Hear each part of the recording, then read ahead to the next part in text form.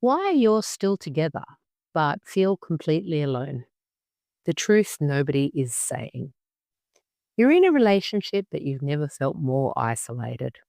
You sleep in the same bed, but you might as well be on different planets. You talk every day, but you're not saying anything real. You're functioning perfectly on the outside. You look like a good couple. You keep the peace. You manage the logistics of life together. But inside, you're drowning in loneliness. And the worst part, you can't even explain it to anyone because on paper, everything looks fine. This is the loneliest place to be. Not single, not in crisis, just quietly, desperately disconnected from the individual lying next to you.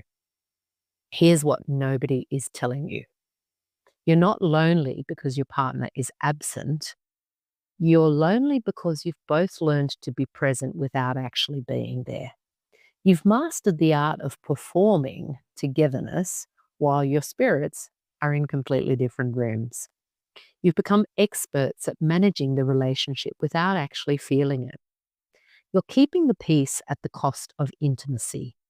Somewhere along the way, you've learned that it's safer to stay surface level than to risk disrupting the fragile equilibrium you've built. So you smile when you're hurt. You say it's fine when it's not. You avoid the conversations that might lead to conflict. And slowly, imperceptibly, the space between you grows wider. You're prioritizing harmony over honesty, and it's killing the aliveness of your connection. You're confusing obligation with love. You stay because you're supposed to, because you've built a life together, because leaving feels harder than staying, because you promised. And those are all valid reasons, but they're not love. Love is a choice you make every day because you want to, not because you have to. When you're only staying out of duty, your partner feels it. They might not say it, but they know. And that knowing, that sense that they're being tolerated rather than chosen, creates a loneliness no amount of physical proximity can fix. You're living with a stranger who knows your routine, but not your soul. They know you take your coffee black, but prefer the left side of the bed.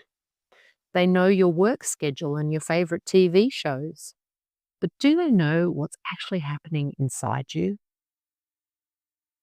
Do they know the dreams you've stopped voicing, the fears that wake you at 3 a.m., the version of yourself you're grieving because you had to bury it to keep the peace? Probably not, because you've both stopped showing each other the real, raw, unfiltered truth of who you are.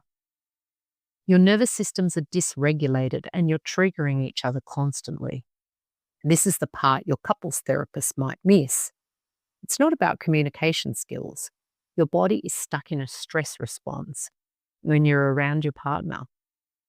Maybe they shut down and your nervous system reads it as abandonment. Maybe they get intense and your nervous system reads it as a threat. Either way, you're both in survival mode, and connection is impossible when you're just trying to survive each other. You're both terrified to be vulnerable, so you're defending instead of connecting. Real intimacy requires you to let your guard down, to say, I'm scared, instead of, you're wrong. To admit, I don't know how to reach you, instead of, you never listen. But vulnerability feels too dangerous when you're already hurting. So you armor up, you criticize, you defend, you justify. And with every exchange, the walls between you get higher. When I look back at the loneliest period of my relationship, I realize now that Gary and I were both there. We were just lonely in different ways. I felt unseen because he wouldn't talk. He felt criticized because I wouldn't stop talking.